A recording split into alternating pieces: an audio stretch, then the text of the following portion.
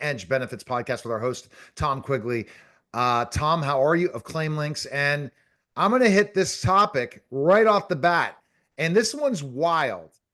If I went to tell a company right now, our topic is how to save $10,000 per employee without changing your network. That's crazy. And this is the one I like, the ending, changing your network. Because a lot of insurance agents go to the companies and say, yeah, I can improve your costs, but you're going to have to leave that network. Well, it's for a single, it's roughly 4,000. For a family, it's generally 10 or even higher. For smaller companies, it's more. For larger companies, it's it may be 8, 9,000. But the issues this is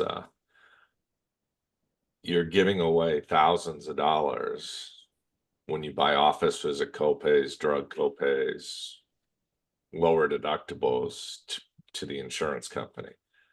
What you want to do is find their lowest cost option they offer with the same network that they offer. And what you do is you take advantage of a 1954 tax law to provide better benefits to the employees. You also can, for smaller groups, allow your employees to get the tax breaks. So literally they can have their premium go for 2,000-3,000 a month down to zero. A family of 4 making 150,000 will get it down to $300-400 with the same. Depends on the states, but take Pennsylvania. You know that state a little better than most, right? Yeah. And same Blue Cross networks let the employees get the subsidies, cover their deductibles tax free, and you save more than 10,000 a family. And do the math. If you can save Just math. 10,000 per employee and you have 100 employees, that's a lot of money. It's it's for some people, apparently it's not, because they keep taking on 20% rate increases and Okay, so not I'm going to doing ask anything. why do they say this? Like when you have conversations and they say no to you, I just had so one. what is the reasons? This is a I quick just had a one. great one in North Carolina. It's an HR PEO, and they're paying like 4 million a year. And I was like, I'll save you a couple million staying with Blue Cross. And he says, not interested. And I'm like, your agent's getting 168,000 a year. I go, what, you're offering this to small companies and you're saying you can't beat this. I go, I'll put $1 million on the table that I can save each one of your clients 20% from what they're paying with Blue Cross. And he says, not interested. And I was like, okay, good luck. I go, I feel for your clients who are overpaying collectively a couple $1,000,000. Wow. Yeah, and that's where I think you got to go, and this has got to be also, if you're an employee right now, you got to tell them to call Claim Links. The HR to tell the HR to tell the CEO if you have the potential, or a head and someone in the corporate end, you can save them money. Imagine going to your boss, Tom, and saying, "Oh, by the way, you know what? I really appreciate you hiring me. By the way, I can save you $1 million right now." With your boss, like the CEO of a small company. Well, think it through. I've told friends this who are like CFOs. I say to or HR. I'm sitting there having a beer with them. I go, look here's your tagline. Go in and go, I don't want a salary. I want to work on what I saved the company. And if you refuse to do what I suggest, I get paid what we would have saved. And so literally I had one guy literally go to the company and he called me. He's told me what they're paying. And I said, okay, that's about $3 million of savings. I said, tell them that you want 20%, so you get a $600,000 salary.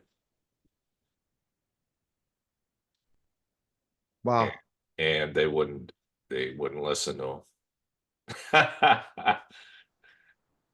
They wouldn't do it. They gave him, we're only paying 100,000 for this position. And it's like, well, think about it. Yeah. That's $2.4 million. If your EBITDA factor value factor is 5, that's over 10 million, 11 over $11 million, maybe $12 million of value that you just threw away. Wow. And And that, that's including paying him 600,000. what about even, can you, what happens when you're talking about government workers? Can you improve their plans, or is that impossible because they have the bad starting? No, their benefits, quite frankly.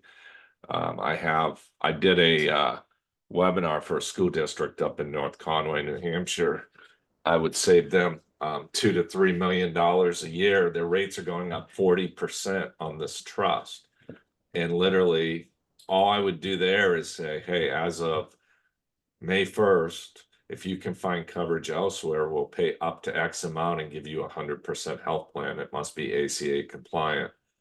It's all voluntary. For those that refuse to leave or are causing problems, you get to stay on the same plan. And you get to pay more, but everyone else, why should one or two people cause 200 people to pay all this extra money? It makes no That's logical and so sense. so that's where you have to deal with the unions too. But that's interesting.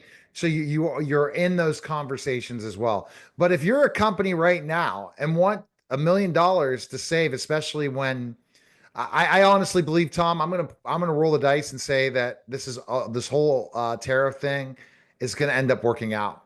And then everyone that was saying I'm it I'm didn't, excited because my when I invest now, it's dollar cost averaging before you retire. So you're buying low, you're buying high, you're buying in the middle, and when you retire that you freak out. But you should be in fixed stuff like indexed funds where you can't lose, but you give yeah. up some of the upside. I have a Yeah, prediction. I think everyone's going to be able to negotiate, and this is all like we thought COVID in the United States. Oh my gosh, we can't be doing business. It's not going to work. And guess what? We're the only country that didn't take the bleed like every other country in the world because of COVID, especially in uh, certain states. I won't mention them for this podcast. You could, um, but you could definitely mention them. But best place people can go is claimlinks.com right now. Schedule a call with Tom DA. Appreciate it, Tom. All right, that was the special simulcast Neil Haley show and the Cutting Edge Benefits podcast. Guys, take care.